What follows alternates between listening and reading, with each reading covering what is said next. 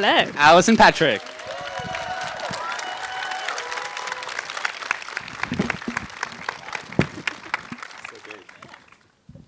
Yes, they're looming over us. They They are. are, always. Always. The first question is, do you get pleasure from making people cry? A little bit. Have you checked in on that? Well, I shouldn't I? No, but I think maybe I'll start really big, which is you've been working on this story in one form or another for 8 years now, since you started publishing the comics, and the characters you've been working on even longer. So I guess when you wake up in the morning to work on this, and it's hard work, you're still working on the comic, you're still working on the TV show, what is it about Heartstopper? What is it about these characters that makes you want to get out of bed and get back to the computer or get back to set after all this time? I think at this point, I've known them for so long. It's been 8 years I've been making the comic, but it's actually been 12 years since I created these characters. They feel like family members. They feel like my children, and I just have to... I think I'm also someone who, when I start a project, I have to see it to the end. And I need to tell this whole story. And I've always had the vision of this whole story. And I simply cannot rest until that story is complete. So I think that keeps me going, I guess. I'm really interested in your approach to plot and conflict, because in the comic, there's really not what I guess a lot of people would consider like conventional romantic drama conflicts. It really is just the movements of these characters' lives over time. And in TV, it would seem like you probably have there's more demand in an episodic structure for those sorts of... the sort of conflicts we would expect from a story like this are like forced miscommunications or misunderstandings or a love triangle or something, and you just don't do that. In season 1, you created a little bit of conflict that wasn't there in the comics, with Charlie thinking about breaking up with Nick because he felt... But since then, you've sort of not done that as much. So I guess as you're adapting your own comics, I wonder how you think about the demands of TV and TV conflict and what your relationship is with that. Yeah, I remember we had a lot of conversation about that in season 1. The comics are very low stakes. When there are problems that arise, they get resolved very, very quickly, usually by a conversation between the characters where they're very emotionally honest with each other. And that's what I love to write. I don't get a lot of joy from reading about sort of forced drama like miscommunication and that sort of thing, like a love triangle where the second love interest sort of suddenly appears to create some tension. Captain of the other rugby team. The captain of the other rugby team. Surprise. I guess that is just what I enjoy writing. But with TV, we knew, particularly in season 1, that there had to be reasons for people to keep watching, and also that the issues that the characters were dealing with needed to have an 8-episode arc. The TV show, although it is in episodes, it's not really as episodic as the comic is, where with the comic you can sort of tune in, enjoy, and then leave again, whereas the show, we want people to watch all 8 episodes. Yeah, and also when you first started doing season 1, you hadn't written for screen at all. So Netflix were like, this is great, we're doing this amazing experiment, but you'd never written a script before. So there was more pressure, certainly, I think, in the process to come up with those kind of hooky, dramatic... Well, I guess that's the question, too, is like, do you feel now that you're 3 seasons in and the show is definitely liked, do you feel more comfortable leaning into the format of the comic?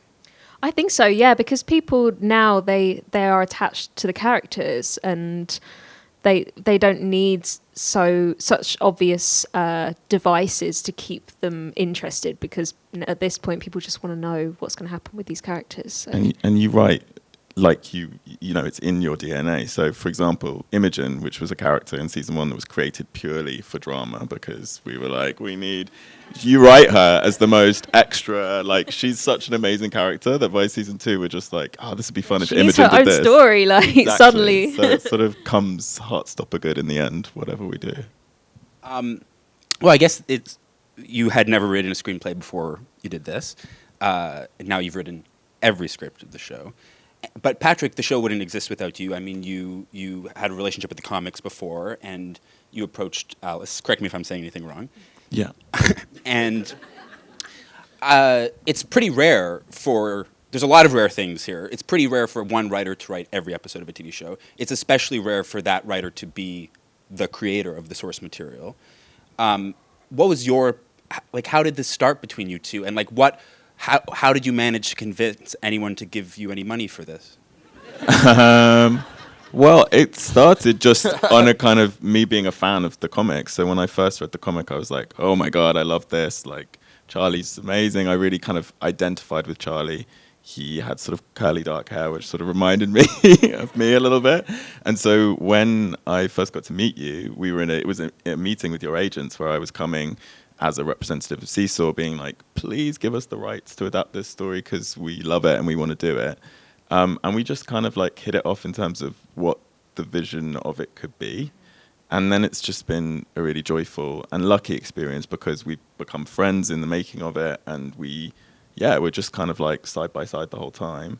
It's quite intense. And yeah, at the beginning when we were pitching for people to give us money to do it, that was kind of scary. It was the height of COVID at the time, so it was even harder to get any money at all. Was there ever any pushback on you writing everything? Not that, as far as I was aware. Load, no. No, there wasn't.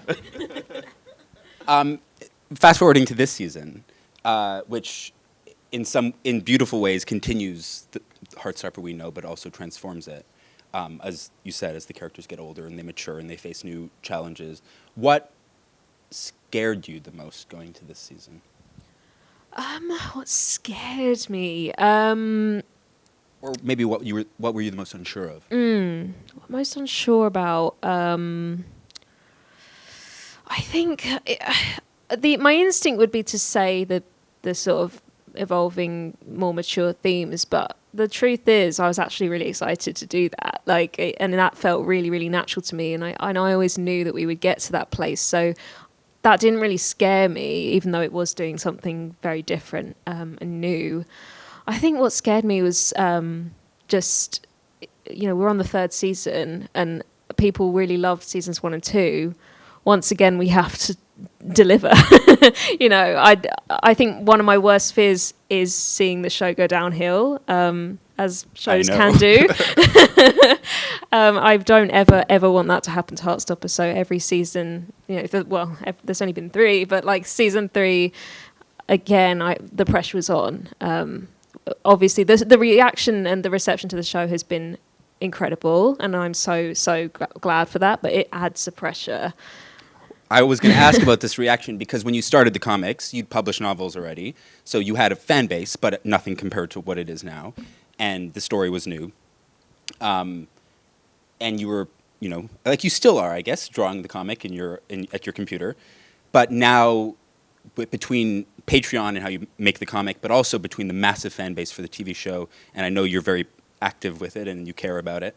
How has the relationship of the noise, the loudness of that fan culture changed your relationship to the story you're telling? And is it hard, or do you ever feel like you get lost a little bit in or that it's tricky to stay on track to tell a story you would tell even if they weren't there?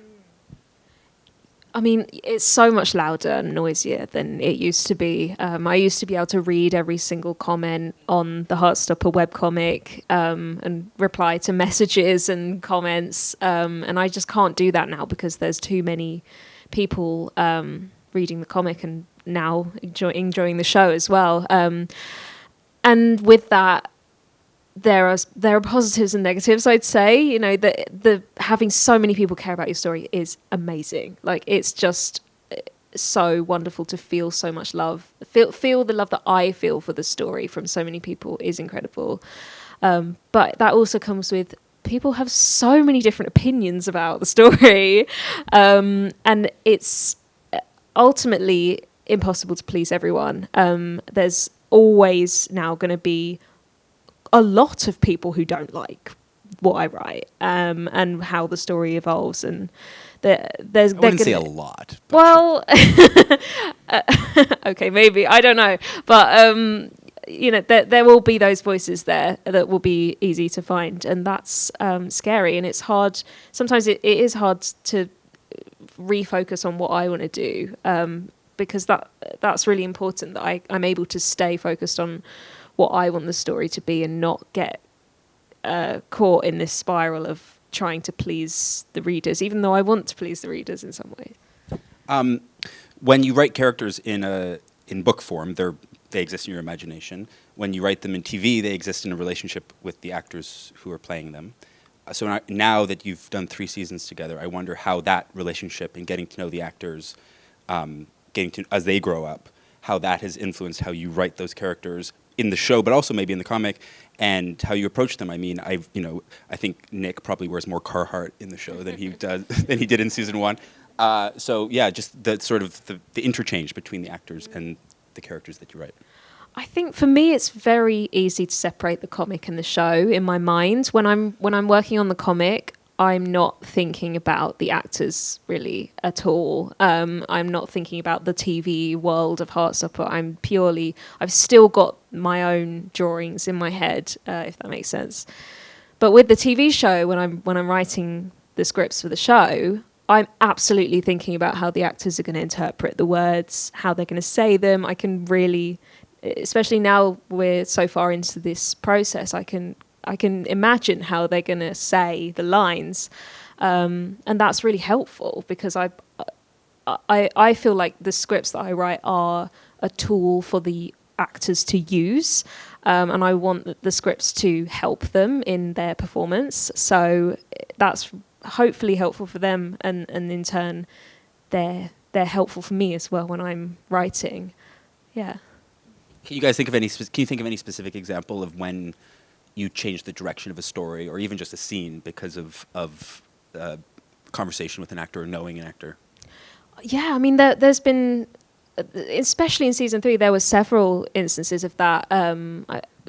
Imogen's story in season 3 was very influenced by Ria's thoughts and ideas about Imogen. In the rehearsal period, we had several conversations about how we could restructure and rework Imogen's story, and I sort of rewrote the entire arc because of those conversations, and it turned out really well, and I'm really happy that we did that. And also Yaz, who plays Elle, we had many conversations about pushing Elle's storyline, really delving into Elle's experience of being trans in a lot more detail, and that made that story, kind of elevated that story as well. So yeah.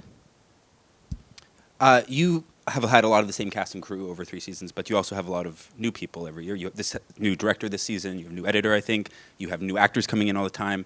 When you're looking for new people to work with, this is not me applying for a job, I'm just saying, when you're working for new people to work with, whether it's behind or in front of the camera, what is the energy you would, how would you describe like a Heartstopper person? Like someone like, this person will be right in our team. Well, it kind of started when we did the open casting call for season 1, and we were working with Daniel Edwards, who's our casting director.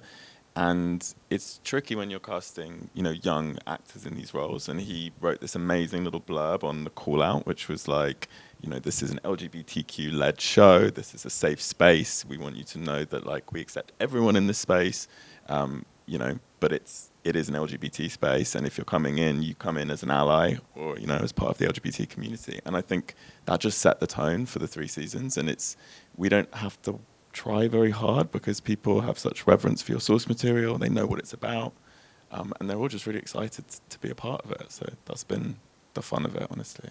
Yeah. Also, when thinking more about like the crew, thinking about like when we were considering directors, and in season 3 we had a new director, finding people who just get it and like understand the story and understand the tone of the story, the sort of gentleness and the sincerity of what Heartstopper is. I think we've found a lot of people in the crew who really love that and really respect that, and that's really important in everyone feeling united in what the vision is for Heartstopper. Because we film it in a very depressing place in just outside of London called Burnham, and the school is so run down. Is there any asbestos?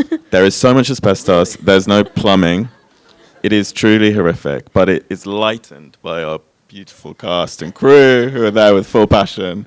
But yeah, it takes love for the story to weather that. Music is such a big character in your show, and it has been since the beginning. I wonder if you could just like walk us through what the process of how you choose songs, how much is in the script or in your mind before you shoot, how much comes out through the edit or through a music supervisor. Like, how does that happen? It's very us, isn't it? It's like when I'm writing, when we're in that sort of very first stage of a season, we always make a playlist where we're just adding any songs that we think of that remind us of the story, and we think, oh, that could be a good song that we could use somewhere in the season. And then I think occasionally we have a song in mind for a particular scene. Usually not, but sometimes we do.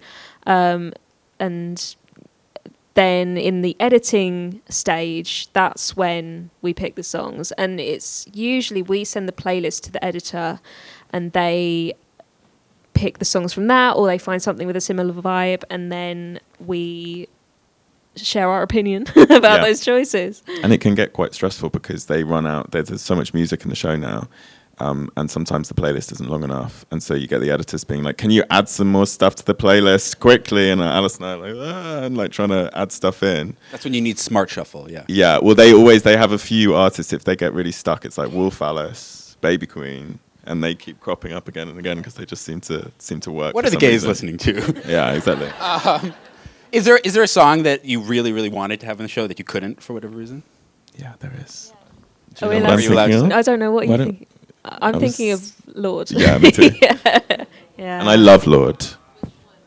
Which one and where? Yeah. Well, you know, there's a place in Paris in season 2 that Tao and Elle have their first kiss in. Are we not? You know the season's out, right? Like, are we not allowed? Yeah, to say? no, I'm being coded because I want to. It's fine. The Louvre. Yeah. We wanted that one. Oh. We wrote a letter. We wrote a letter. But we still love her. It's great. We do. You heard it here. Lord is not an ally. One of my favorite parts of this season is Isaac's storyline, which is an addition from the comic. So I wonder what your thinking was going into this, what you wanted to achieve with that, what you thought that character brought to the story. Yeah. So Isaac, I introduced because I wanted there to be an asexual story in Heartstopper, and I couldn't have Alid, who's a character from the comics. He couldn't appear in the show for various complicated reasons due to the fact he's a main character in one of my other books. So I had an opportunity to introduce a completely new character, and that was Isaac. And I knew from the beginning that I wanted him to go on that asexual journey. There isn't really a big asexual story in Heartstopper, at least not until kind of the end of Volume 5 in the comics. So it's something that I'd always wanted to do, but there just wasn't room for in the comics. But obviously there's a lot more room in the show for the supporting characters. And now here we are with Isaac. A lot of people talk about the show as being really important. It's a word that comes up. It means a lot to people. Beyond just being a very fun show, it has impact on people's lives. But that also feels like, as an adjective, feels like a responsibility. And so I wonder how you feel, both of you, how you feel making something, trying to navigate sort of the tension or the balance of just trying to tell a good story about characters that you love, but also now being hyper aware that it's almost like there's like an educational level to it. People are watching it, and it this season deals obviously a lot, especially after these episodes, with eating disorders and mental health and treatment and therapy. So I guess, what's your approach to that? Like, does it weigh on you at all, like the responsibility of that? Yeah, a little bit. Yeah, it feels like I do have a responsibility, because people look to Heartstopper for hope and sometimes education. And it can be difficult to balance the desire to provide that with just writing a great story. But I do find more often than not that those things in Heartstopper tend to go hand in hand, just because of what Heartstopper is. It's a story about everyone in Heartstopper is so communicative, and people talk through their problems, and even though there are these dark things that happen, the characters are able to dig themselves out of that. And the show sort of shows you how and why. And so the educational aspect, I think, always occurs quite naturally. And I try not to focus on making it educational. That's definitely not the goal of Heartstopper, because I think if that was the goal, I'd run the risk of it becoming too too educational, that's like the main reason. So it's just like balancing those things, but it's not something that I feel like I worry about too much, I guess. I mean, I feel that pressure's squarely on you, because when we make the show, it's like we're not thinking about that, but like obviously you're aware of it, but you have such a strong vision, I think, for what you want to do, that I've never been that aware of that pressure, and I've always just been, let's protect your vision, because you know what it is. It's just about executing it, really. When you started making the show, having not made TV or movies before, the show has a really specific style and feeling. What were the references? What were you watching? What TV, what movies were you watching? Like, what? It feels sort of like it's deeply its own thing, but like, what did it exist in your mind in relation to? It's weirdly, the comic was just almost our entire point of reference. We never really watched anything else for inspiration. We were very much the goal. The only goal was to make it like the comic. In every way. So we were visually, the scripts, the actors, while sort of one of our number one priorities was to make it exactly like the comic. And so that was the trickiest thing, because yeah. we spent a lot of time when we were trying to get it greenlit doing these mood boards and these treatment documents where we put loads of the comic in, but then we were like, let's have some live action stuff in there too, and that was the trickiest thing to get in there, because like pretending you had references. Yeah. Sort of. But yeah, I think it was once we had Eros, our director for season 1, so much of the kind of world and the visual style of the show is his creation in collaboration with you, and so he sort of took the comic and took everything that was on the page and sort of imbued it with that kind of joyful, visual, colourful screen language that you see that is still there now.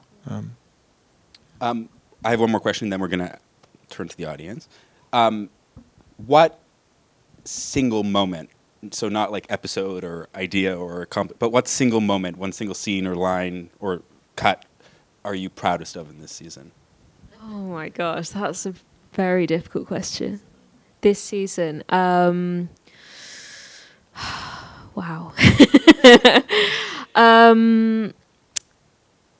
I mean, the moment I think that comes to mind is at the Halloween party when Hal's got his video camera and he sort of turns it towards Nick, and then the whole world sort of vanishes and Nick sees Charlie in front of him. That was like, I remember writing that for episode 4, and which was a really different episode to everything we'd done. And I wrote that little moment, and something suddenly clicked in my mind where I was like, I could do anything in this episode. Like, this is so weird, and like we've never done anything like this before, but I can do what I want right now. And that just really excited me as a writer. And then obviously seeing it come to life, it looks so stunning in the show. So yeah. Billie Eilish helps too. Yes.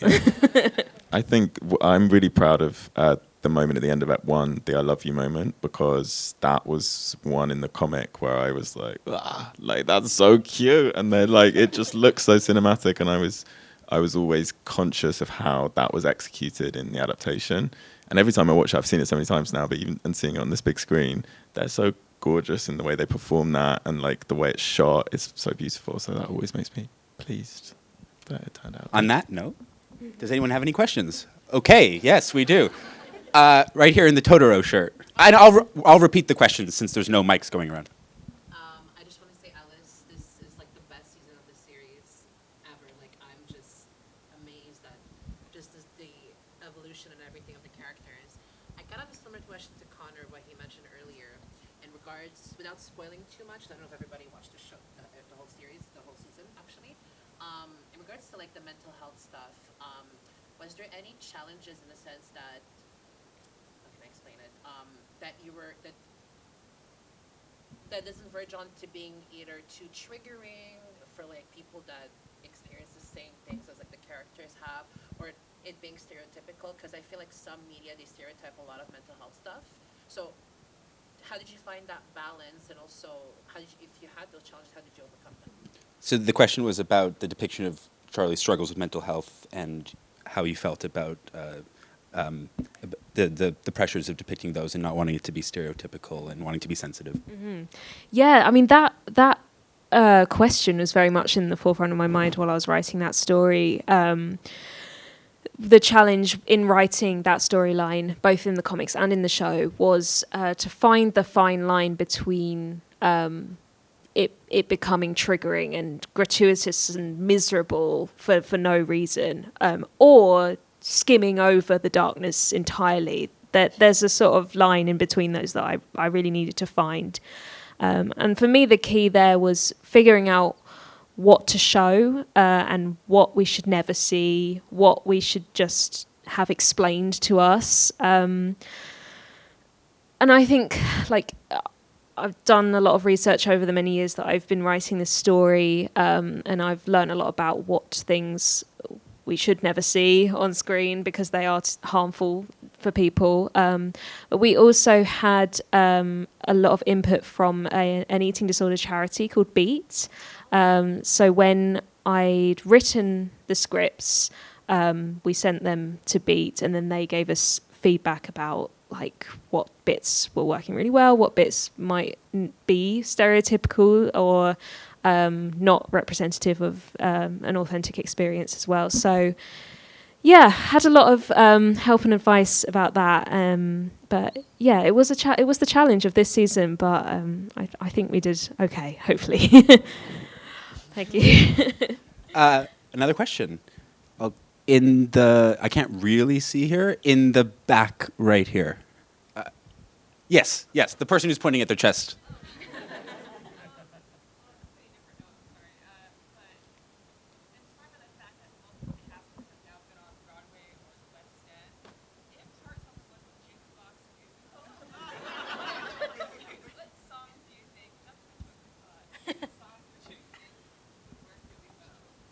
Jukebox musical. So yes, the question is inspired by the Broadway success of Your Leading Men.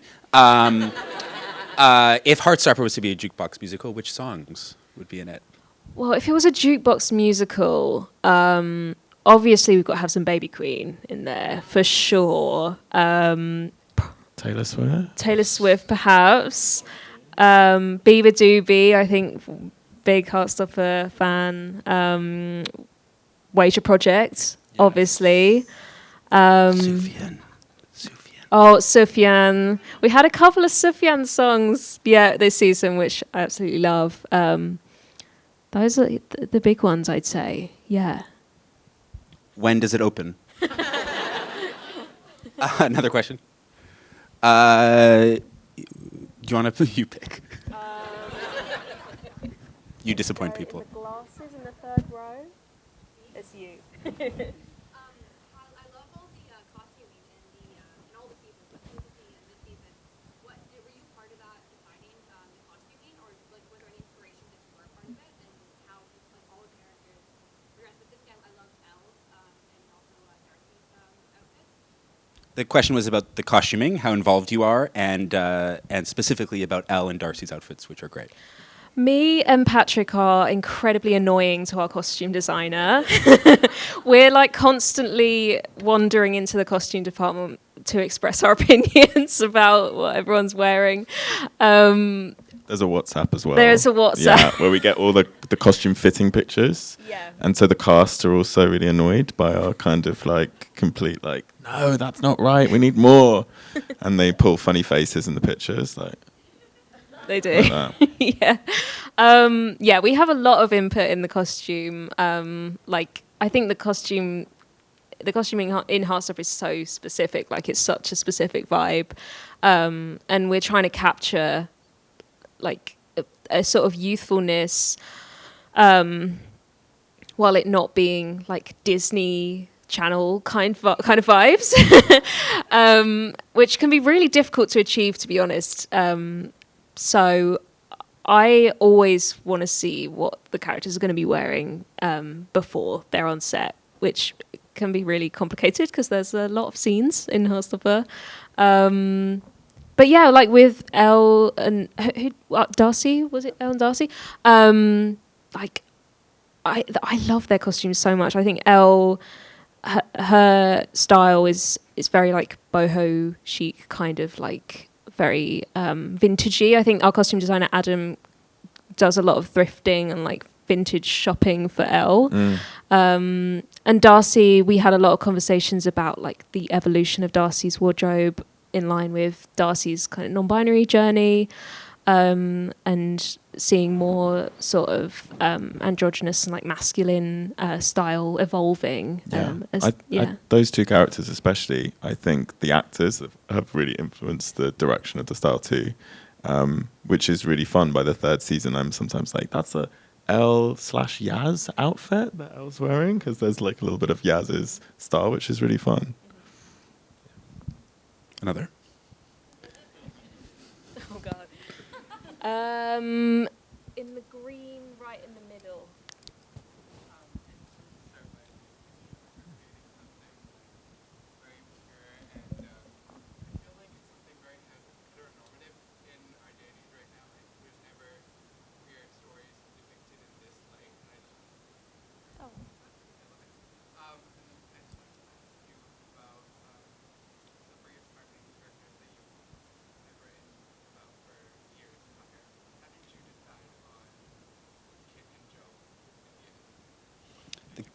The question was for Nick and Charlie. How did you arrive at and decide on Kit and Joe? Yeah. So we'll tell the full story, I guess. Like we started Made a wish on his falling star. Yes.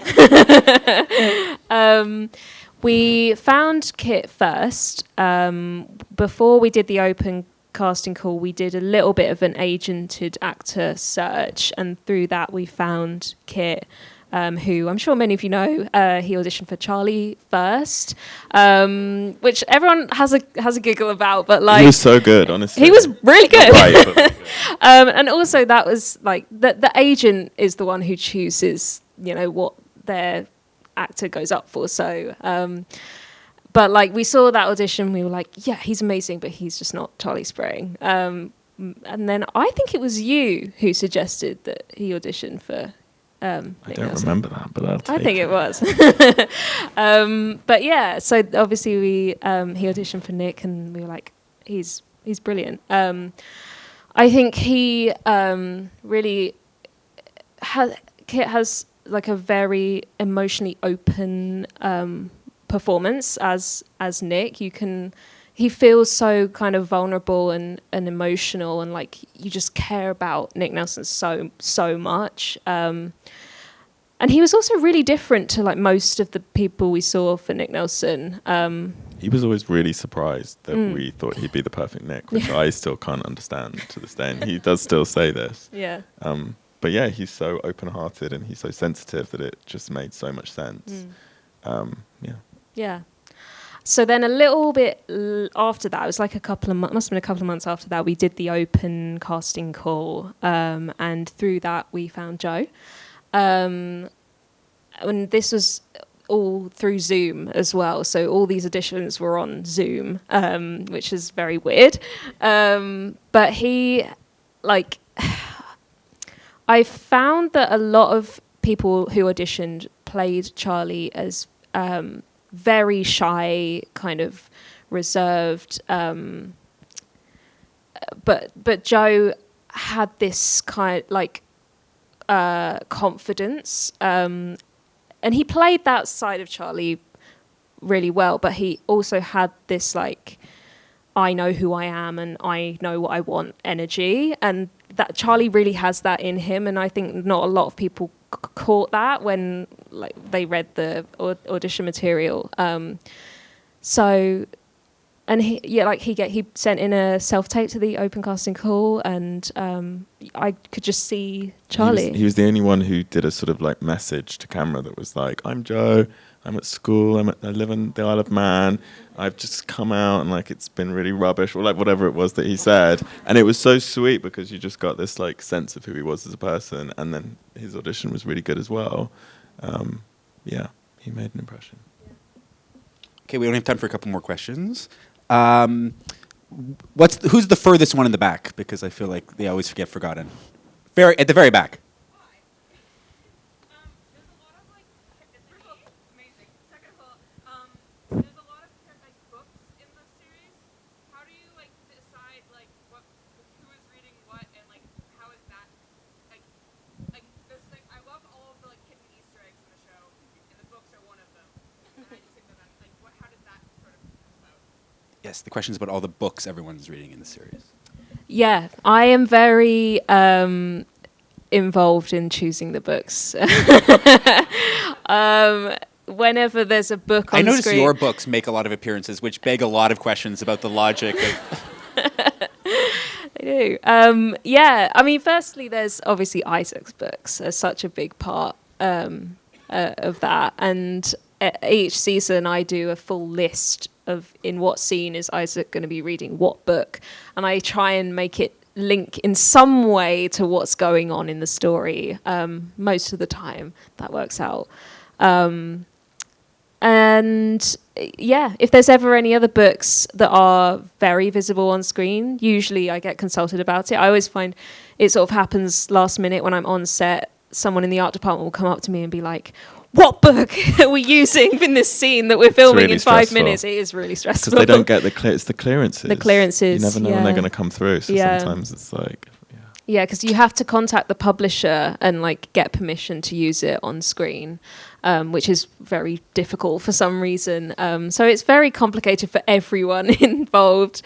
Yeah. But you got permission for Mario Kart, which is crazy to me. Yeah, I it can't doesn't. believe that. It doesn't follow any logic. The No. clearances. It's the bane of my life, honestly. Okay, we have time for one more question, unfortunately.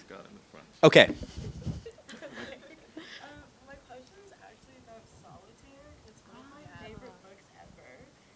I just wanted to know, what did it feel like to have like that first person say that they related to the story, like after you published it, especially since you were like 19. So the question is about Alice's first novel, Solitaire, which is a story about Tory Spring, and what it felt like when for the very first time someone connected with the story that you told. I wish I could remember the exact moment that I heard that from someone, but it felt so special. Like at that time, my readership was so much smaller. It was just this little tiny community of readers, and like the fact that people were relating to Tori was amazing, because I wrote Solitaire as like an outlet, kind of like a sort of emotional outlet, and obviously I had so much of me in that story as well. So to hear that someone else connected with it in some sort of way was It's really magical. It's always magical. I feel like it's never stopped being magical, to be honest. So, yeah, very special. On that nice note, thank you all so much for being here. And a big round of applause for Alice Oseman and Patrick Walters and Heartstopper. Thank you so much.